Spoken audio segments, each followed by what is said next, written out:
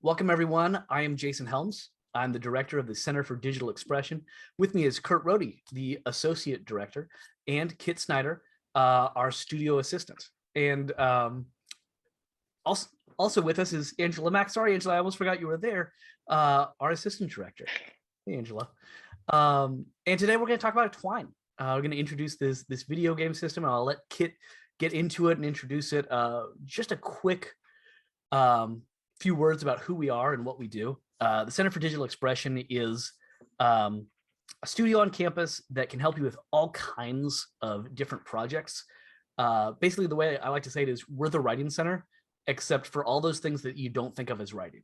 So videos, you want to make brochures, you want to make a website, all that stuff, we would love to help you with. You can go to our website and set up a consultation. No matter what you want done, that's usually the first step. We serve faculty, undergraduates, graduate students, and staff. So if you are a staff member and you want to set up a personal website for your digital portfolio, we can help you with that. We're happy to do it.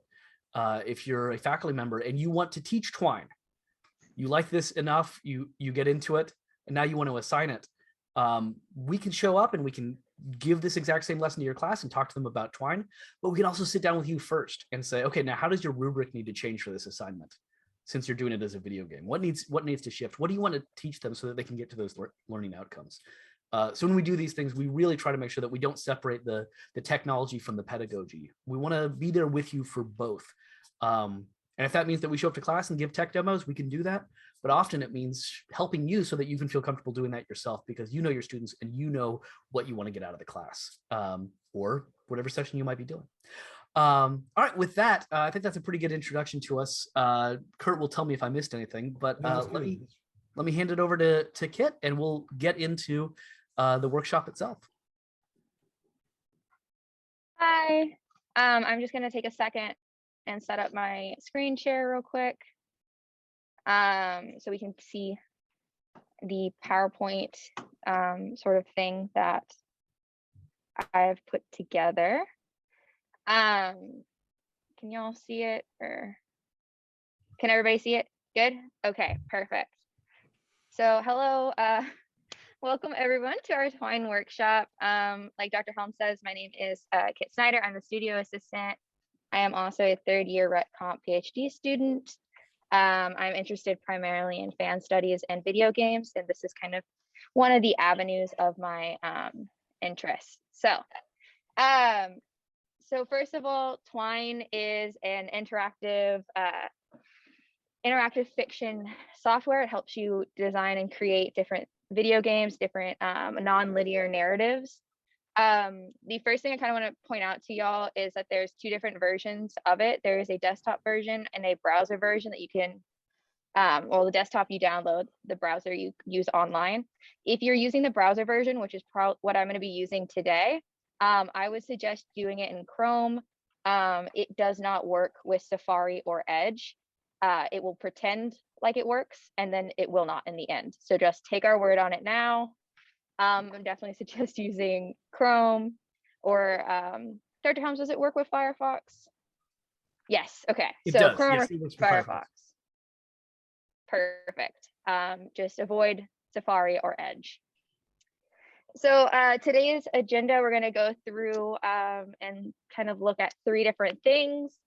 I've chosen these three things because I think they give you all the most usability and flexibility with Twine, and let you kind of start playing right away. So the three things that we're going to be working through today is linking and passages, learning how to read the editor. I think this is really important because it kind of gives y'all an idea of how to read the editor, how to Google and answer your own questions, because a lot of times the difficulty with approaching a new technology is just trying to figure out how can I solve my own problems.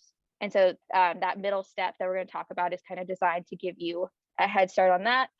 And then finally, exporting and publishing, because what is the good of designing this really awesome game or fiction passage if you cannot put it in anywhere or put it out anywhere? So those are the three things. As you can see from the blue, we're also going to be doing exercises in and out.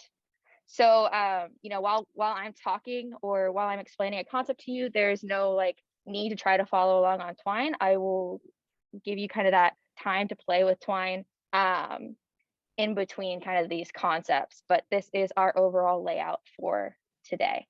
And if at any point anybody has any questions or needs any clarification, please let me know. I'm happy to stop and untangle my thoughts for y'all. So, all right. Without further ado, and to possibly scare y'all right off the bat, let me explain linking passages to y'all.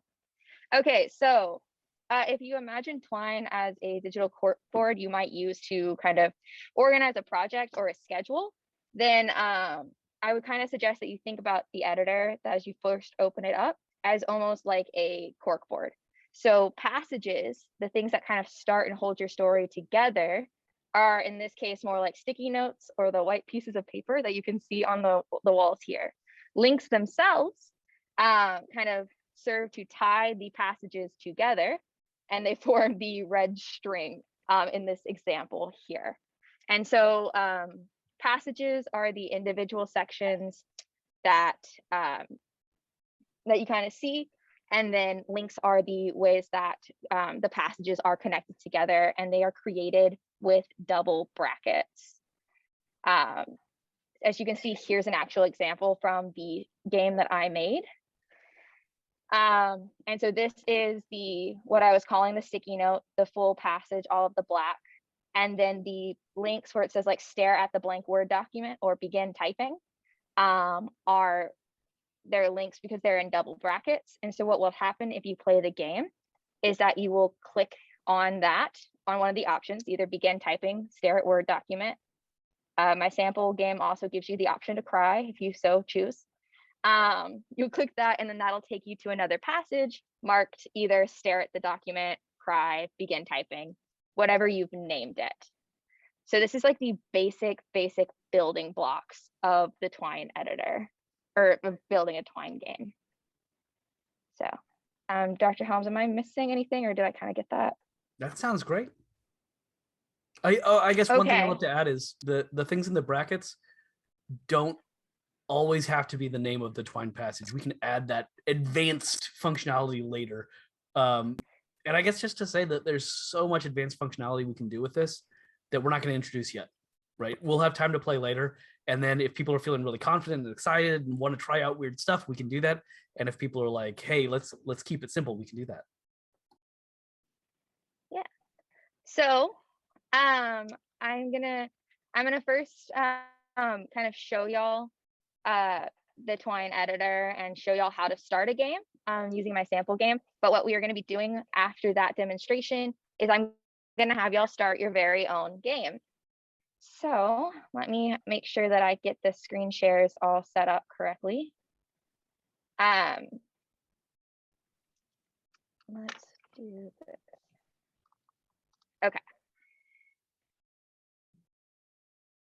So if you go to, and Dr. Helms, would you mind putting the link in after I'm done showing? I did too soon. It's there. Oh, well, that's fine. Sorry. I'll survive. I trust everyone.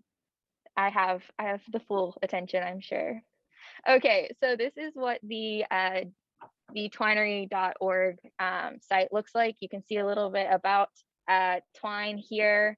This is what I was talking about when I say you can use it online for the online browser, or you can download a desktop version. I personally use it online. So when you get here to this site, twinery.org, I just click use it online, and it'll take you to a base that kind of looks like this. If y'all are starting a new story. One thing to that, the functionality is identical between the desktop version and the browser-based version. All the same buttons. It even looks exactly the same. The big difference is the desktop version saves all your games, and you know where they are, versus the online version, which mostly does that unless you ever clear your cache. And if your browser is set to periodically clear its cache, you might find all of your games deleted, unless you go through the process of exporting it, which we'll do later. But the desktop version allows you to play a little bit more fast and loose and not necessarily be in charge of like, okay, I'm saving all my work, I'm putting it over here, here's its special place. And if you choose to use the browser version extensively, you're going to want to make sure that you are backing that up onto something else. Yes, as you can tell, I like to live life on the edge and use the browser version and just hope that I have everything saved and backed up.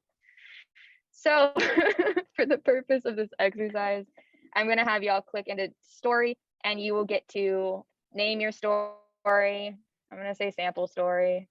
It's an amazing name, I know. And then this is what you're going to open up the screen to. This is your very first passage.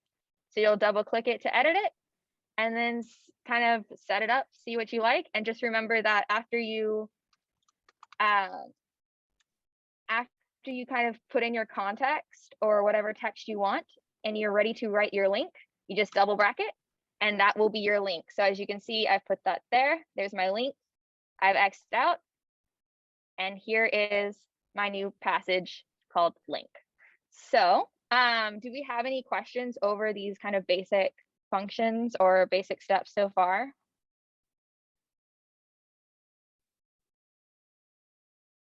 Can you also show them how to preview it real quick? Because I think that one thing, yeah, what you said makes sense to me, but I've noticed that when I teach this, sometimes people don't quite understand the thing that they just made.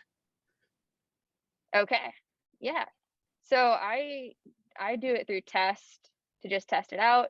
As you can see, it opened a new web tab. So if you're looking around trying to figure out how to go back, you just need to exit out of the tab.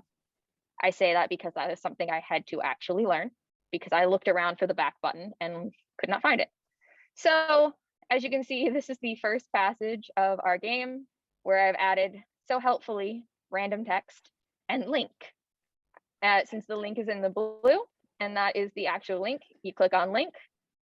And then as you can see, we got to the next passage. I didn't put any text in, but that's kind of how it rolls together. If y'all would like to see a more built out example, I do have a additional sample story already built. As you can see, that's a little bit bigger and has a couple more links and passages that I'd be happy to walk any of y'all through. So yeah. So without further ado, you're gonna see my Canvas screen real quick, just for the purpose of changing activities. But I'm gonna give y'all about 10 minutes to go to the Twinery, and start creating your own passages and links. And we will be here if you need any assistance. And I'm also going to create some breakout rooms so that we can go over to those breakout rooms if we want to talk individually with people. We'll all stay in this main session, but if you're having issues, I'm going to set up a room for Kit and a room for me that we can both jump over to there if people want to just talk one-on-one.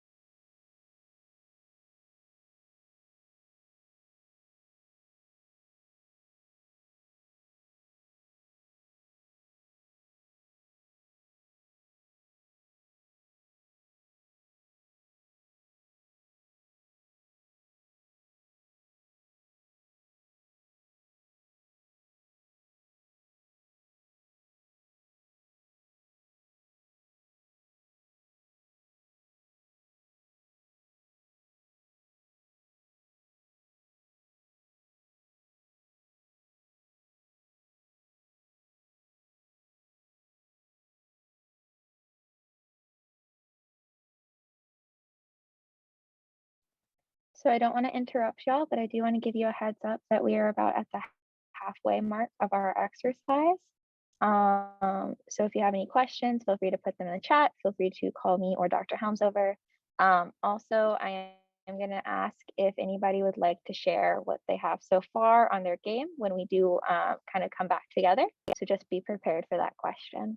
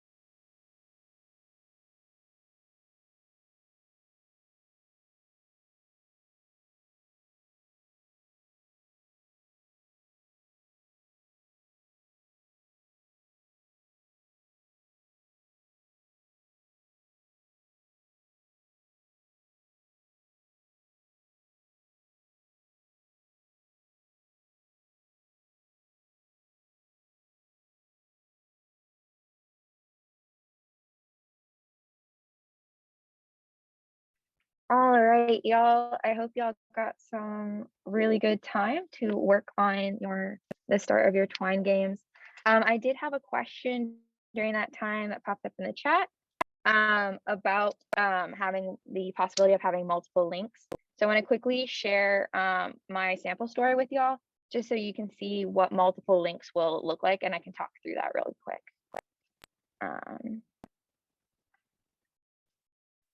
There we go. Okay, so as you can see, here's my sample story. As you can see with the lines that are connecting, it is possible not only to have multiple links, but you can have links that kind of connect back to each other. And so these passages are able to kind of link across, much like the red string we saw in the original GIF. So gray lines here are visualizing the links. So the gray lines become the red strings. As I promised, one of my options was cry, because that is what you do sometimes when you're having a difficult time writing a paper. Ignore the color changes, but here is a set of 3 links that I have. So as you can see, I have a link to a passage called Begin Typing, Stare at the Blank Word Document, or Email Your Prof for an extension. And so the players would get to choose any of these options. And so if they clicked on something like Begin Typing, they would go to the Begin Typing link, which has, again, more options, including a callback to Stare at the Blank Document. So that is a little bit about how links work, and that's kind of the thing that makes Twine so non-linear, is that you can link back and forth and multiple options. So basically anything that you put in its own distinct set of double brackets will be its own discrete link. So I hope that cleared up that question. Was there any other questions that kind of popped up while we were working on our own? Is there any way to make a choice one way? So you can't go backwards? Right. So first off, so all choices, it depends on what you mean by that, in the sense that all choices kind of by default are one way, right? It doesn't necessarily have a link back, but there's that button on the side that says go back. So is that the thing you're talking about? What we can do is we can disable that go back button. Okay. And I can find the code for that and show you that, but that's absolutely doable. Okay, thank you. And does anybody want to show off what they made? I'll go first. I'll show off what I made. Y'all want to play my game? It's pretty fancy. It's even hosted online now, so you can send it to your friends. I'm sure you'll want to. It's a peek behind the curtain as to what it's like to host a workshop.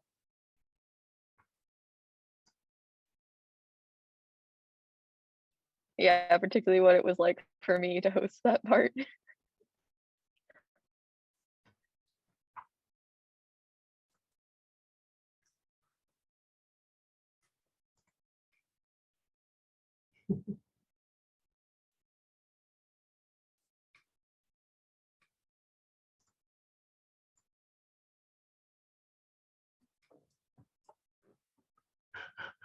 Yay, I see laughter. It worked.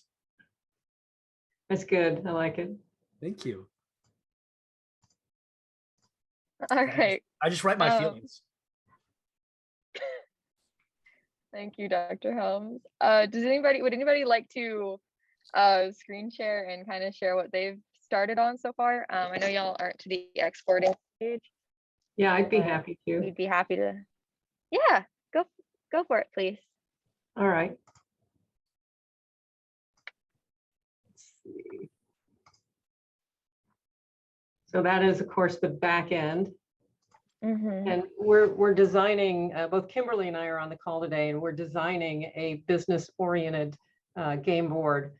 We already have the paper beta version, and it's literally the students visit different departments. So what I've got to move my menu here out of the way. There we go. And so if you play, it's like, start here. And then you can visit any one of these 4 departments. There are actually 12 total departments. And when they go to the departments, there'll be information that they gather.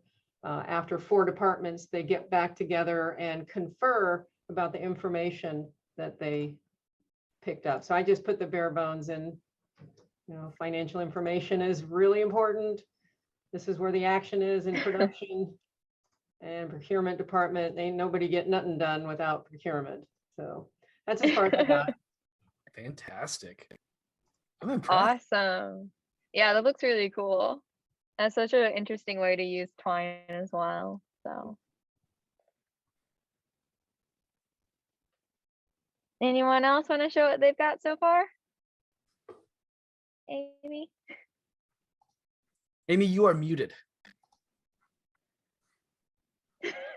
I'm sorry, I always am muted. Mine's is, I wanted to create a twine. I've worked with twine before, but I forgot most of it. And I wanted to create a twine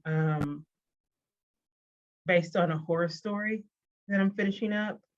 Kind of like the part that you don't get to see happen in a horror story. And it's, let me see if I can share my screen.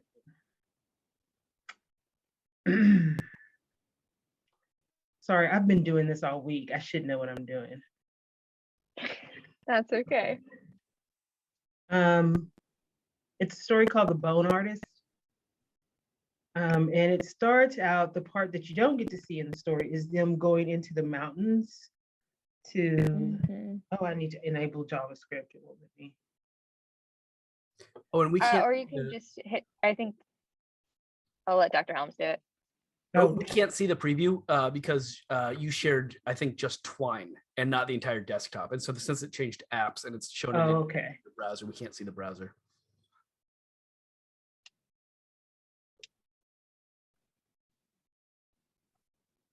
Does it show now? Yep. Yes. So the name of the story is called Bone Artist, and it's about a gentleman that finds out the bones in his body aren't his.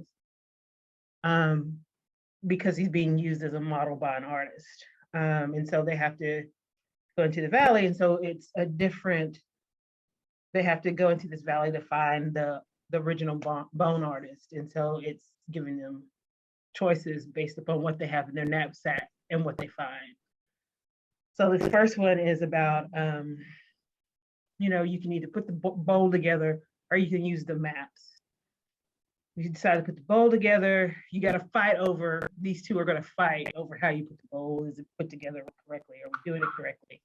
And it's all got to be based on this myth that only she remembers, only this nursery rhyme she remembers. And of course, he's going to fight with her over whether she remembers it correctly. So, because that's what you do when you're on the road trip. And so that's how I have it. And the people would just choose between the two choices.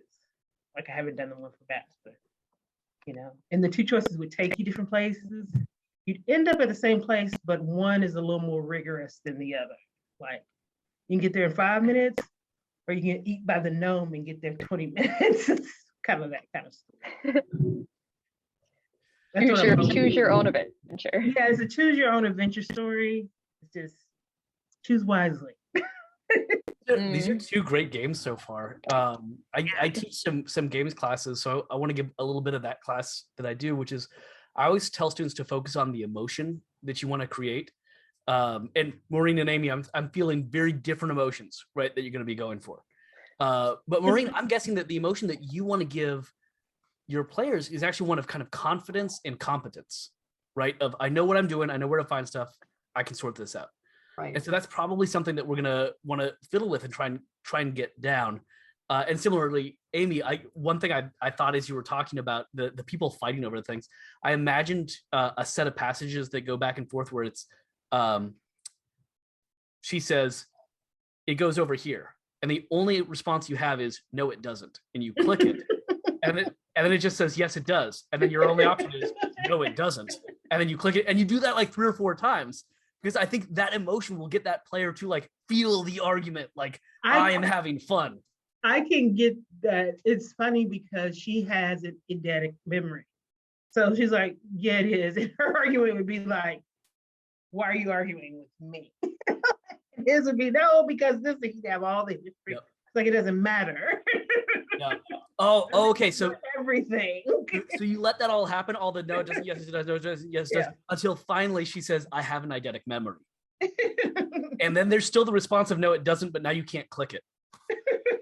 And below it just says, okay, fine. You're right. which is kind of symbolic of their relationships. They've become very, very close because this whole "ooh, your bones aren't yours" thing, and how that progresses. Yeah. Oh, this sounds fun. All I want to do is get to the consultation session we do after this, right at the end of this, and just talk to you all about your games. That's gonna be great. Sorry, Kit, your turn. I should shut up. No, you're fine. You are fine. Let me just get my screen set up so that we can continue on to get to that that lovely consultation at the end. So there we go. Okay. All right. So that was our basic kind of linking and passages. So now we're going to move towards the second of the three things that we are going to learn today, which is understanding how to kind of navigate and read the editor itself. Y'all have already started building a little bit of a literacy with this editor through learning the two basic components, the links and the passages, and starting to create your story. So you're not starting from nowhere, which is great news. So there's a couple of things that I think will help you get started kind of understanding this editor. And I will demonstrate them on my end after I'm kind of done talking through. But unfortunately, Zoom doesn't allow for multiple screens to be shared at one time. So we're gonna have to work in one mode at a time today. So you can use the buttons on the editor. I don't know if y'all have already noticed them, but they will help you format things like macros and variables. Macros kind of help you with the text changes such as color. You saw a little bit of that in my game, but variables, you can change content set on based on a set variable. So those are two like quick terms to kind of know, as well as just like generally try to get familiar with all of the buttons. I highly suggest when you are learning a new technology to just kind of click around and see what happens. It can feel very scary, but it's for me the best way I have to learn.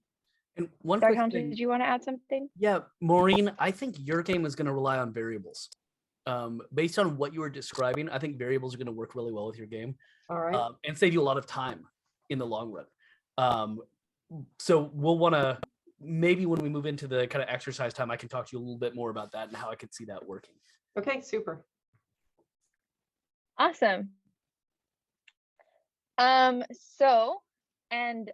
Helms, I don't know if you have the link that you could put in the chat for the Twinery cookbook, but one reference or tool that I want to point y'all towards is this Twinery cookbook. It kind of gives you an explanation of the different parts of twine, different things you can do, breaks down terms. So it's a really good place to turn if you're not quite sure like how to solve a particular problem that you are having. Additionally, if you are like come up with a question, one of the biggest things that they don't teach you, but they should teach you when you take technology courses is that you could just usually Google the answer and Google your way out of it. I do want to point out though that if you are Googling a question for twine, the version that I'm showing you today uses a code called Harlow. And so you want to make sure that you are including Harlow in your search query, so in your question. So it would be like, how do I do variables in Twine Harlow? And then send that to Google and work from there. Another thing that I just threw a bunch of sure examples of that into the chat so that you can see how I would search those various things. And you don't have to do plus buttons. I just wanted to illustrate that to y'all. Awesome. Thank you so much. Another suggestion. Yes, Amy? Quick question. You can do audio in these? I want to show you an audio game I made. I was working with a student in class where she wanted to, she got this idea for a game that was about friendship and about how a friend group doesn't feel complete until all the friends are in it. And so what she wanted to do is you're walking around and each of the people you meet has like a different song, like kind of Peter and the Wolf style. And then when you all get together, it sounds good. And so I went and I found a bunch of MP3s that are the same song, but all the different tracks. And I gave them to each character. and I worked out a place so that they work individually, but they don't sound good. And then once you get them all laid onto each other, it sounds fantastic. And it's really cool and eerie, especially when you've got just the vocals, because the vocals just always sound like thin and weird and not okay with any music behind it, because they're not meant to be, solo vocals. And so, yeah, you can do all kinds of stuff with audio, but it's tough. A lot of moving pieces. It's more than 3 things. This is the challenge of the Just 3 Things workshop is I always ruin it. That's okay. That's why our middle segment is learning to navigate the editor. So another suggestion that I have is make sure you're testing your code frequently. This is going to let you see any problems before you get to the export stage, because it can become very confusing and frustrating if you're trying to figure out why the beginning of your game won't work when you've already created the end of your game. So it's just a lot more to untangle. I saw you unmute, Dr. Helms. I'm checking if you wanted to add anything. I forgot to press mute again. Oh, okay. Yeah. Sorry, all of my Zoom teaching experience is like, oh, a human's unmuted. They must want to talk to me. That's where we've landed. And then, so our last, my last little tip is to stay patient, even though I know it's tough. And if all else fails, you can try something that we call the rubber ducky method. So in this method, you explain to a rubber ducky, some other desk trinket, whatever you're least likely to throw across the room in anger. Dr. Helms has an octopus. I have a dinosaur skeleton on my desk. But basically, you take your little desk buddy, and you can explain to them line by line what you were trying to accomplish, what is currently happening. And the cool thing is you get to just feel really super awesome for talking to a skeleton until you've found out that you've now slowed down enough that you can actually understand where you made your mistake and fix your mistakes. And by the way, this is a legit thing taught in computer science. You can go to rubberduckydebugging.com to learn more. We didn't make this up. But here's about how it looks. All right, I've got my octopus here, Octo, and I say, Octo, okay, I'm having some problems with my code. Octo just stares. Right, I should probably explain some more details. Okay, so the problem is I tried to set up one of those links like she taught me, but it's not happening. It's not linking. Okay, so what she taught me is you use 2 brackets to link. And so I've got this is the code says, go into the next passage, click here. And then here has a bracket in front of it and then 2 brackets at the end. I hear it now. 2 brackets on each side. Okay, thank you, Octo. Thank you. Right, and as you talk through the lines, you will solve your problem. I know this sounds silly, but as we got into our meeting, one of the first things I said was, look, I brought my octopus. And Kit said, I have a dino. And then Kurt said, I've got, right. And we each had our thing because yes, we do this all the time. Whenever you work with code like this, it just gets too complex and you got to talk it through. Similarly, I had an AC repair guy here a couple weeks ago, and it was just a joy to listen to him talk. He wasn't talking to me. I was downstairs, and I would just occasionally hear, no, what are you doing? What are you doing? No, why would it? No. Oh, okay. Beautiful. I wanted to get him a ducky. I was like, he gets it. So yes, the rubber ducky method, because it comes with the guarantee that they will not talk back to you. And if they do talk back to you, you probably should take a break and get some coffee. So if you hear your rubber ducky talking back to you, you know it's time for coffee. So besides fueling everyone's possible caffeine needs, I want to show y'all real quick how the editor looks on my screen. Y'all have seen it a little bit, but I just want to make sure that I point out what a macro looks like, as well as I think I have, let me see what I have as well. Oh yeah, I also have a text file. I put in a shutter for one of my textiles, so I will be able to show that for y'all as well. So, you know what? Okay.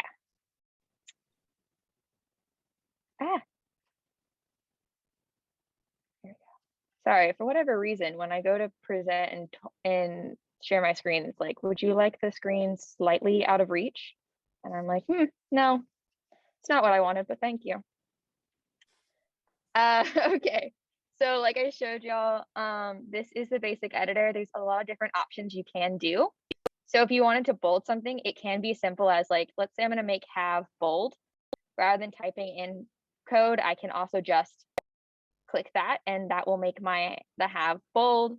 Same with italics. This gives you a lot of options that you can do. But if you wanted to do something, for an instance, in this case, I wanted to make the color for 4 hours red, but I feel like the appropriate color for the word paper is green, which makes no sense, but that's how I'm feeling. I write in green and do this.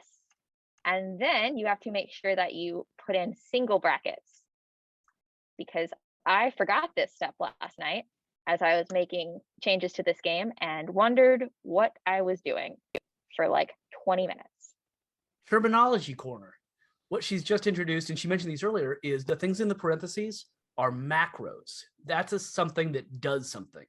The things in the brackets, a single bracket is a hook. That's what it does it to. That's the direct object of the verb that is the macro.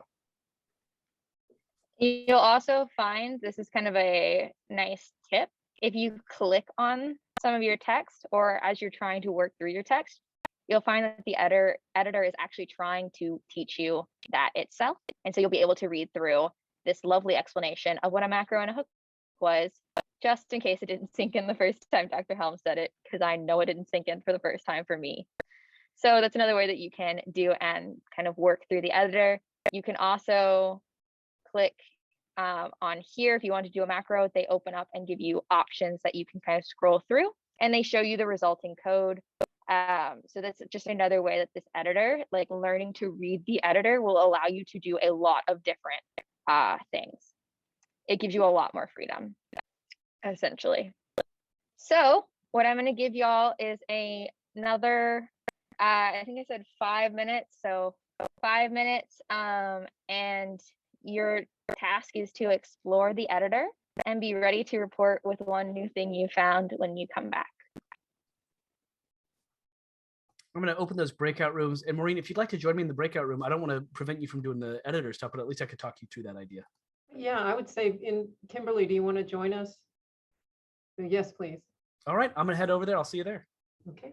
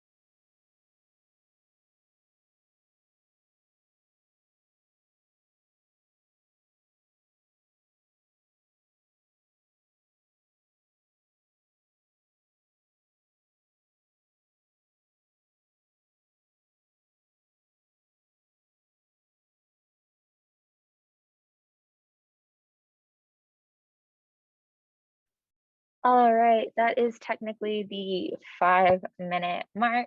I will quickly go and let the breakout room know that we're going to come back together. But when we do come back together, please be ready to share what you have found, and I will be right back.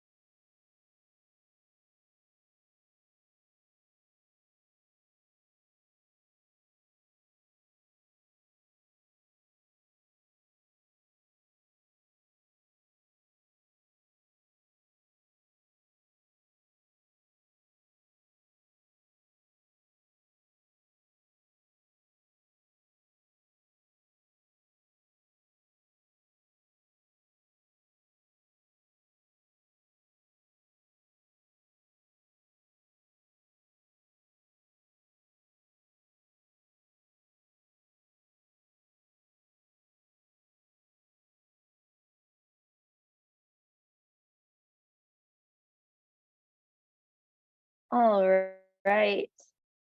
So we should be coming back from the breakout rooms now.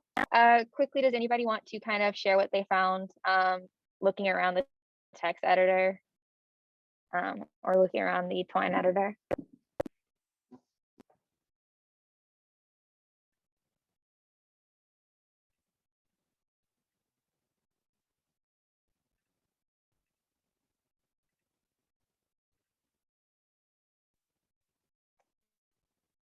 Cool.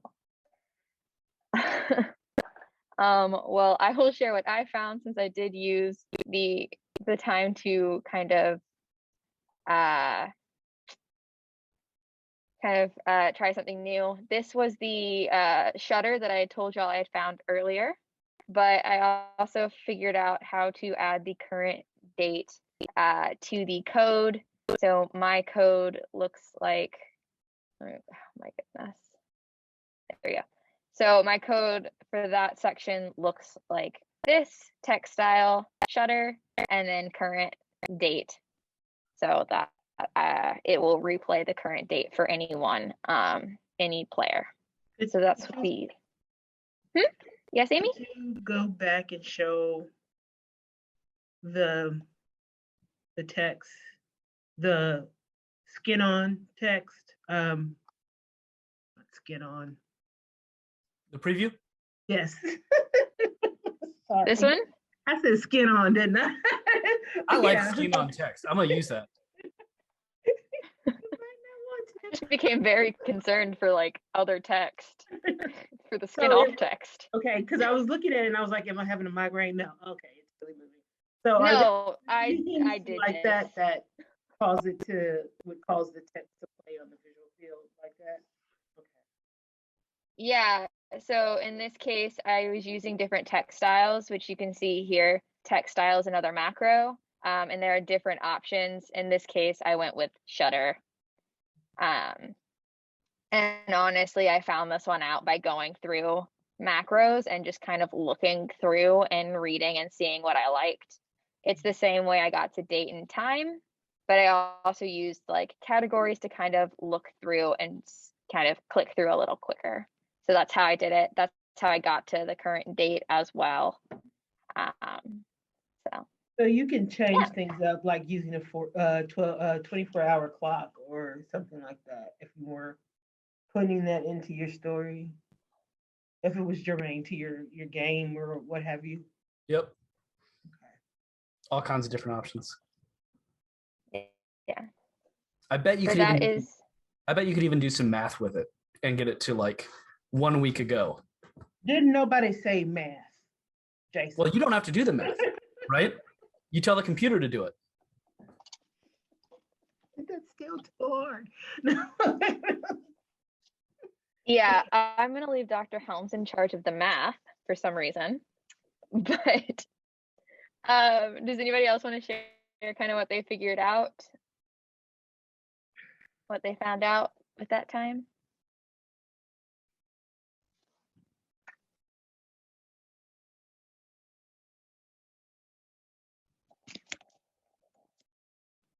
Well, I played with the color, basically, Mm-hmm. trying to figure out how to write the. I'm really bad at anything that involves me to code, period. If it's code, my body just doesn't want to do it. So I played with a lot of the color to get started, mostly, just to change color certain words. But I like the shutter text because it's a horror piece, it's a horror game. Mm-hmm. I like to have the ability to make images do certain things. So, and I think that was my next and thing. shutter text is just a start. Yeah, I was thinking about that. It's like, how do you get text or moving text into it? Because parts of it's gonna require it. So. Yeah. In the case of the shutter, it was just the text style that I was changing. So that it'll at least give you somewhere to start, but you can also Google it if you're looking for something specific. Maureen, I saw you had unmuted. Yeah, we had a little mini tutorial with Jason about variables, and you can introduce variables into whatever it is you're creating. Variables like health or money or your level of patience was the example, and that variables must have 3 things. They must have a starting place. They must change based on whatever decision tree logic you've created, and they have to matter. They have to have some kind of result. You got it. She took notes. She followed. She gets it. Oh, awesome to see. And then you gave the examples of health, money, patience. And one thing I didn't get to is, what about the number of offices you've been to so far in the game? Mm-hmm. Yeah, exactly. Your game. Rather than having to keep track of like, have they been to that office, or that office, and find that all out, imagine instead you set a bunch of variables to like procurement is either false or true. Have you been there or not? Right? This is either false or true. And also I keep a count of how many offices you've been to. So I don't have to keep getting tangled in that same thing. Yeah. All right. Awesome. Sounds like we were having some fun times and trying out new things, which is, for me, all that I ever ask of any of my students in digital work, is to just try out new things and see what they can figure out. So that brings us to our last kind of point of today. So exporting and publishing.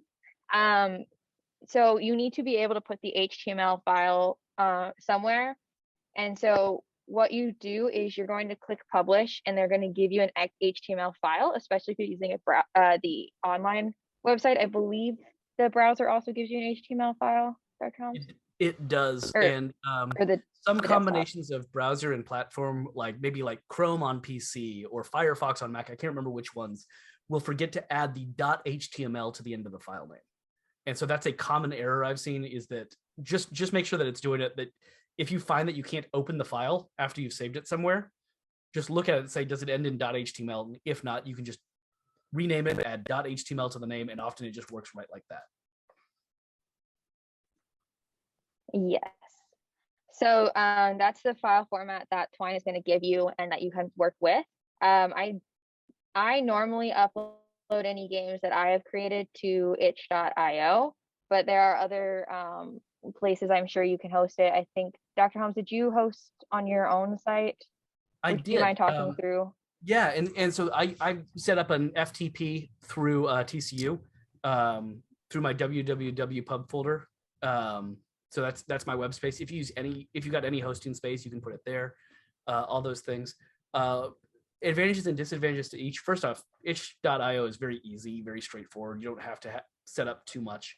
One of the disadvantages of it, though, or advantage depending on how you view it, is it kind of puts a wrapper around it so that the person can't download your game. They can just play it. Now, why would I care if they download it? Well, if they can download it, they can drag it and drop it into Twine, and they can look at all your code, which is awesome, right? The game that I shared, you can go to your browser, go file, save as, and then you can just drag that right into Twine and start playing with it and start working with my code.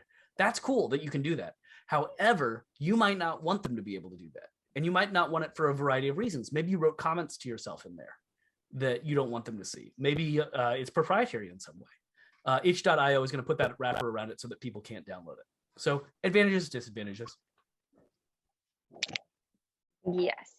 I've included the full instructions for how to upload a game to itch.io on this link. It's the cookbook instructions because the Twinery cookbook also suggests itch.io, which is just it's an independent gaming site. It does host the Twine games for free, and you do need to make an account. Amy? Oh, I was just moving my hand. I'm sorry. Oh, I thought you had your hand up. Sorry, I got like so used to Zoom teaching and it just like snapped back. Okay. So I will quickly show you kind of where the buttons are for saving your file to HTML, as well as what it looks like on the back end of an itch.io browser. Just so y'all can get an idea. But then once we do that, y'all will be free to kind of work and play with your games so far.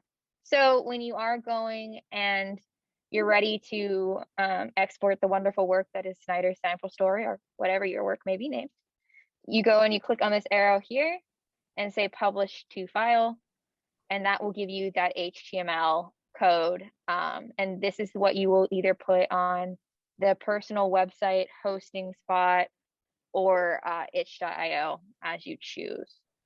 So if I wanted to, this is my itch.io. As you can tell, I'm very, very popular. I'm following no one and no one is following me, just as I like it. But you do log in, you make a game. You can see I spent a lot of time making my, where is this? Making my profile. Just really exciting. But here's my creator dashboard, and you can see this is kind of what the back end looks like, but it does allow you to kind of create a new project and upload a new project. So that is the kind of the background. And from once you do there, if you click on create a new project, it'll kind of walk you through it, through everything that you need to put up. Or you can also look at the Twinery cookbook. So I won't take too much of our time today walking you through that, but this is what I suggest. The important thing to know is that in order to get your game off the browser, you do need to publish it to file.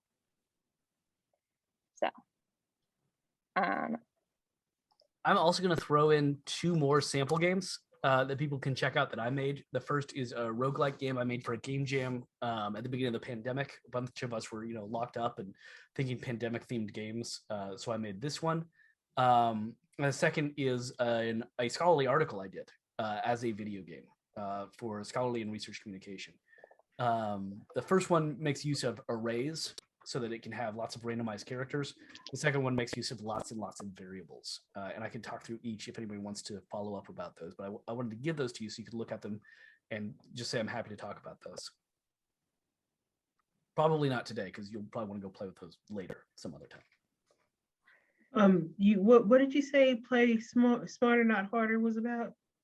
It's so that's a scholarly article, like that was published in a journal, but it's an article as a video game, and it's about making articles that are not traditional format articles. So it's about what's called critical making or new media scholarship. So I've done articles as like comics and as videos and interactive websites, and now as a video game. And so this one takes you through the process of making one and talks about, again, benefits and disadvantages and some of those things, with the goal of making it felt rather than just talking about, so that as you're going through it, because it's a video game, you actually feel the argument more than just, here is the argument. All right. My wheels are turning. It's all good. I have to go teach class, so sorry, I have to leave, but Jason definitely will, Kimberly and I will make Yeah. some time on your calendar soon. Absolutely. And Kimberly, if you don't have to leave, do you want to finish following up about that? All right. Kit, is it okay if I jump into a room with her, or do we want to finish up more things here? Okay. No, I was just gonna open the floor to questions or let people play with their games while we're still here to help them. So all the time is yours now. I'll finish up with Kimberly, and then I'll probably come back here, and I don't think we'll be very long.